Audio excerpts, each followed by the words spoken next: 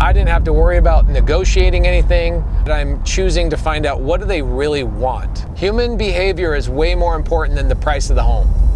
Always. So you want to do 3 deals in the 6 days that you're here in Phoenix. Correct. So you think you can come out from Brooklyn and take over my town? Yes. Here's what I'm thinking.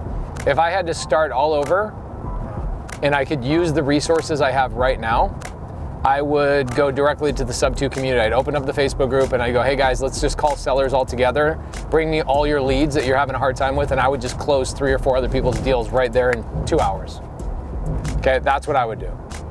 You need a deal, you need 3 deals today, that's what you do. Tell the whole Subto community, bring me all your impossible sellers and let me close them, and you'll get 3 contracts in 2 hours. That's easy. Okay, so let's throw that to the side. Second thing, let's say you're not in the Subto community, right? I could go to the free Facebook group and say, hey, knuckleheads that are in the free Facebook group, who needs help? And do the same thing. But their leads are going to be less qualified than from the Subto community. Okay, so let's throw that out.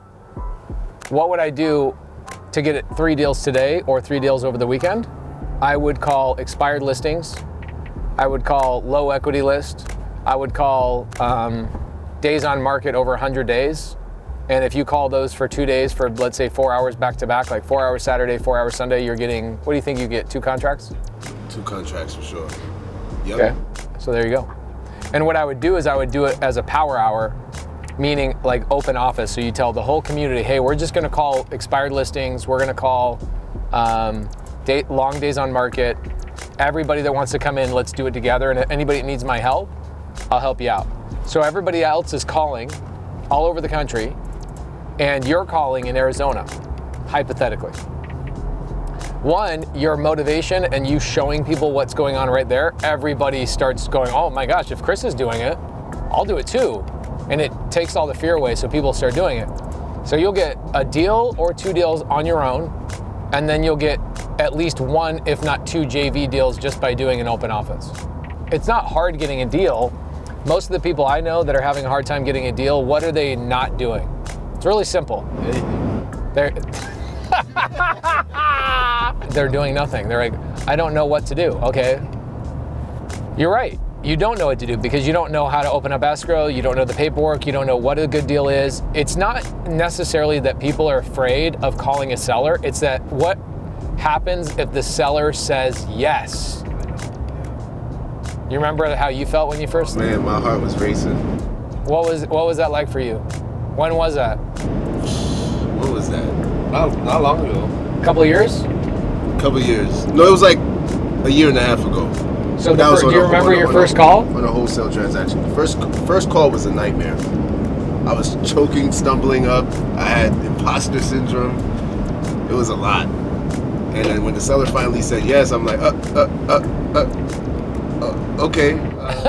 And then you're like asking the seller, so what do I do next? And the seller like, I guess. Have my partner call you back. Okay, bye. Click.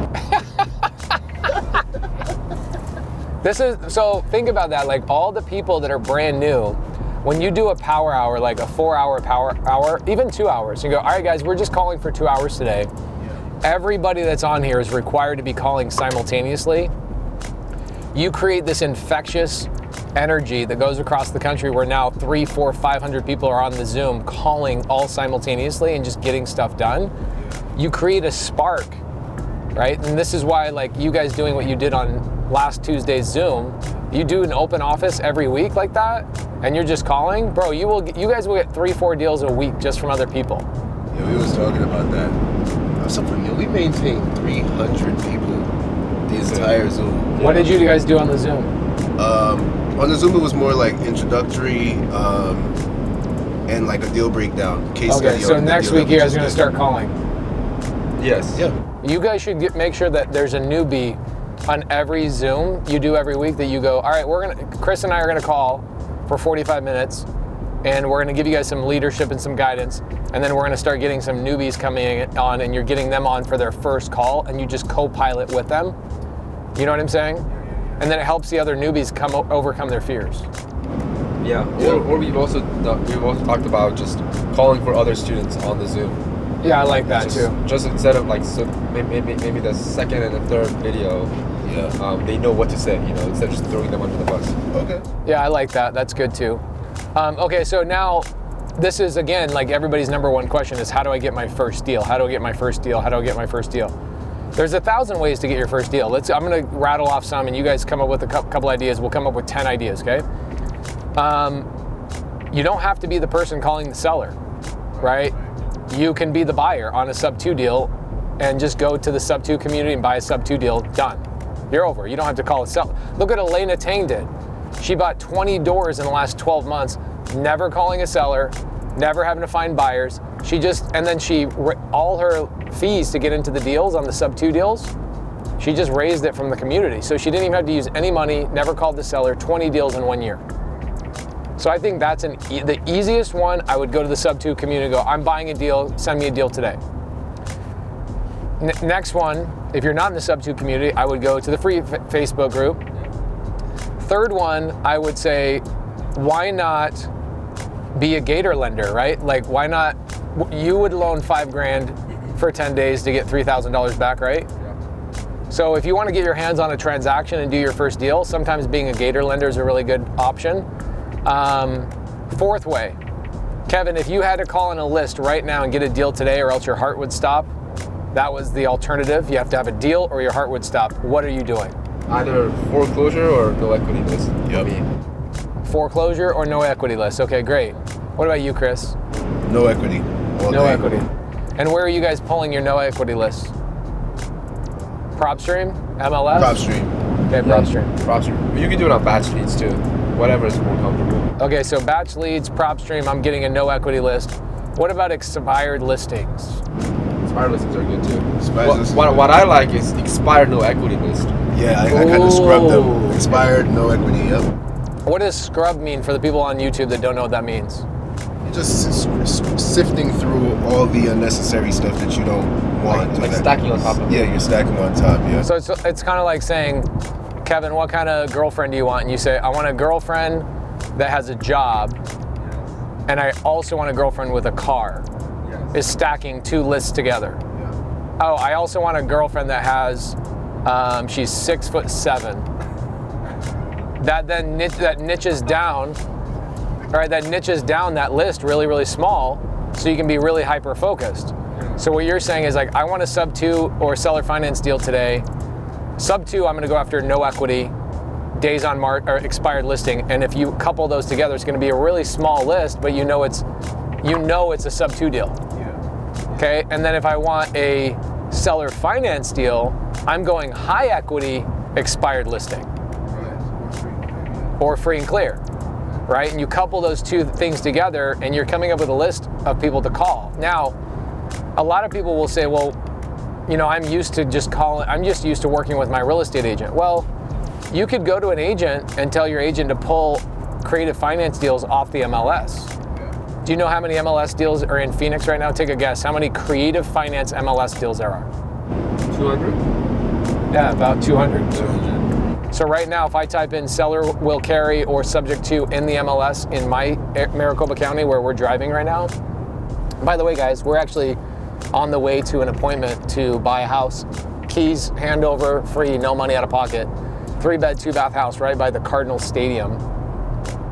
Wow. Yeah, like literally not even a mile away. If you want to go through an agent or you are an agent, then I would suggest do everything that we've already said, but if you are used to, let's say you're somebody on Bigger Pockets, because I feel like Bigger Pockets is very much a on market. They teach their people to go on market. They're not teaching a lot of off market, which is what we teach. Well, most of what we do is all off market, right? Yeah, most of it. Most of it. Doesn't mean we're not willing to work with agents, but it just means that I'd rather go direct to seller. It's easier, faster. I can pinpoint their pain. They have no equity. They're trying to sell. The market already told them they can't sell it. And so the listing has now become expired. So if you're a Bigger Pockets mindset, which is on market, go to an agent, tell the agent to pull a subject to or a seller finance list off the MLS.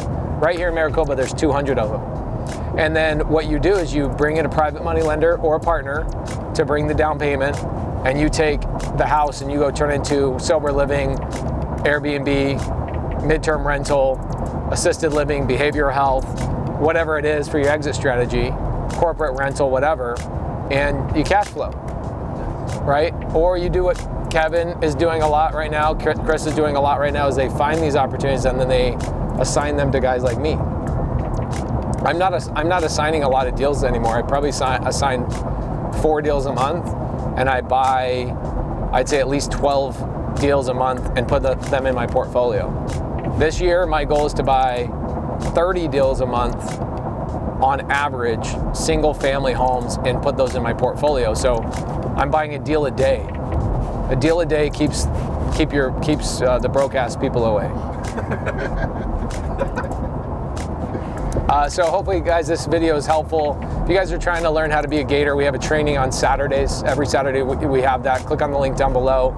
If you want to be in the community with these boys, reach out to Kevin Cho 12 and Chris JB _ what? REI. Chris JB _ REI. Or if you want to join the community, there's a link in the description down below. It's pretty epic. I'm early. Yeah, you are. How you doing? Pace, right? I'm Pace. Yeah. This is Eric. This is Chris. This is Kevin. Hello. Pleasure to meet you. I didn't think you would come. Are you serious? Yeah, I figured you sent your crew. Hi, how you doing? What's your name? Hi, I'm Pace. Nice to meet you. All right, Kevin. Anything that stood out from that appointment? And it just sounded like his wife was usually the decision maker, but he's like, he just brings the money to the table. Okay, here's some things I would want you to take away from that appointment. Did you see me go look through the house? No.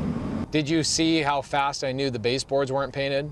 The ceiling wasn't textured, all that? Did you see how fast I just picked that stuff apart? Like, oh yeah, I gotta paint and redo the baseboards. His wife, the second I knew his wife was frustrated about the house not being done. You know, the thing I said about at the end, the line I use is like, well, when you read a book, do you ever go back to the first chapter? And she's like, well, yeah, if I'm inspired. Okay, are you inspired by the chapter you're currently in right now? She's like, no, we're not. Okay, it's time to move forward. She's like, yeah, you're right.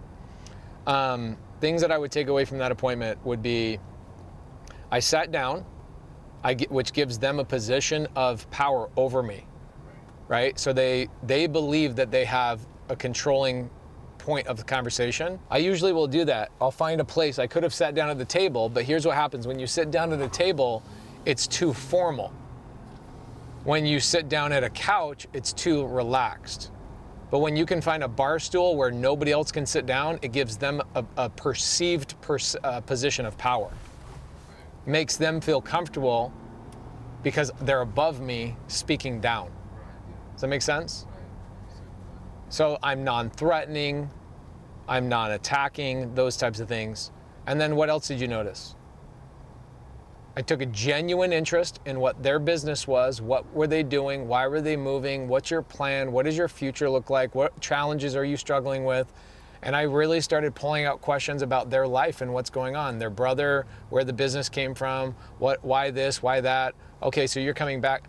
I didn't even talk about the house. And it even got to the point where he's like, so do you want to know about the mortgage? And my default answer was like, no. We were there for 40 minutes. I didn't talk about the house at all. Interesting, isn't it? What was your thought on their dynamic of the relationship? Romanians are so I've done a lot of business with Romanians. I'm sure Chris has too, because he lives in Brooklyn. He has lots of mixed, you know, different types of people. Romanians are always guarded, very, very guarded with what they're willing to tell you what's really going on. And so I never anytime I'm speaking, I don't bring paperwork to seller appointments, by the way.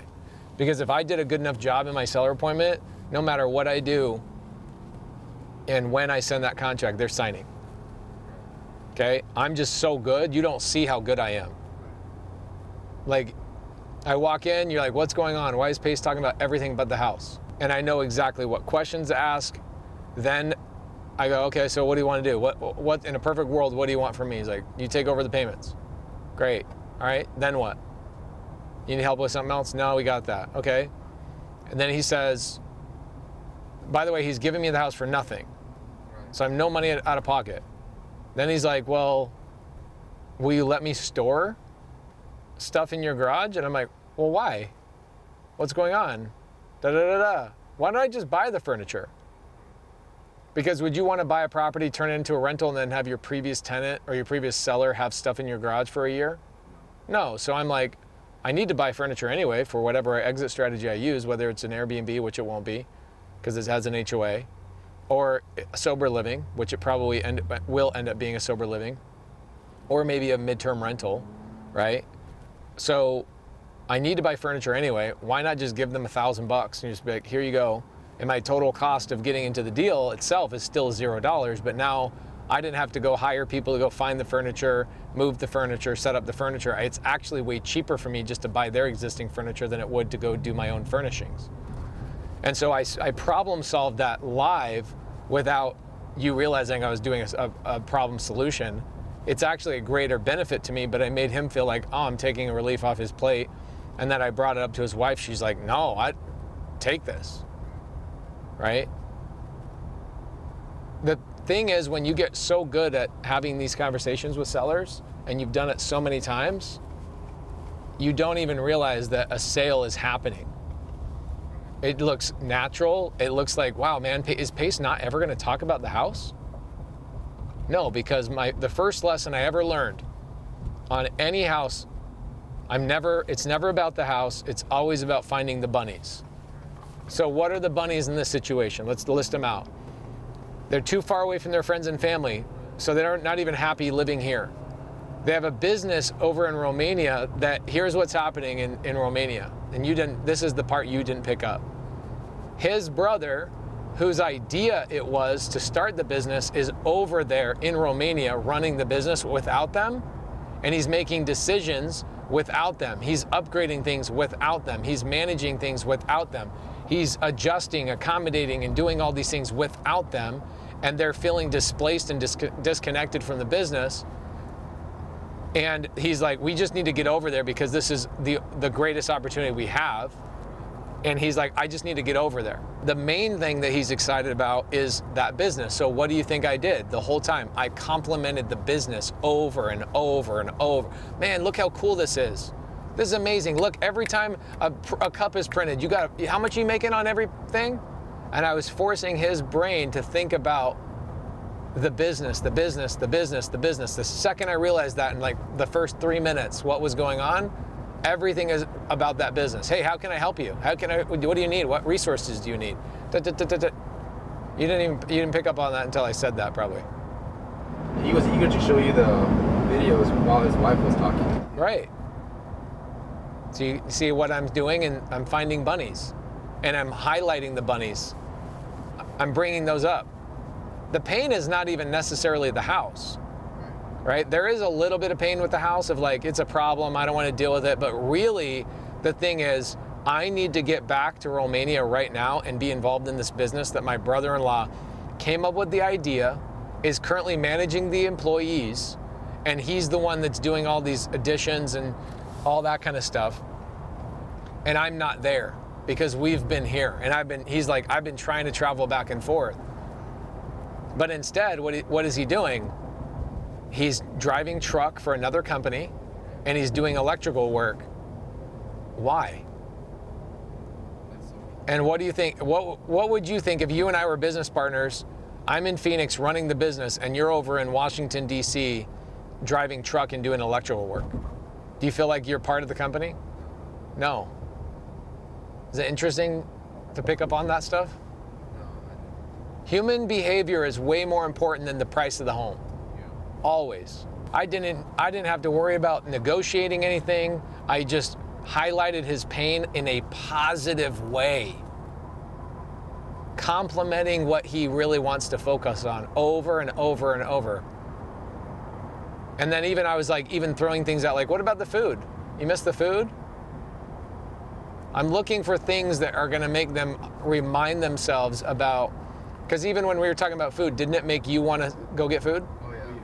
So what do you think it was happening to them, talking about their food and their cabbage, and now they're missing home, and they're just like, let's get the freak out of here. These are the things that a 40-year-old has as an advantage over a 22-year-old. I've lived a lot more life than you, and I get to watch human behavior and how people, take in information and how they make decisions. And it's not that I'm manipulating people, it's that I'm choosing to find out what do they really want.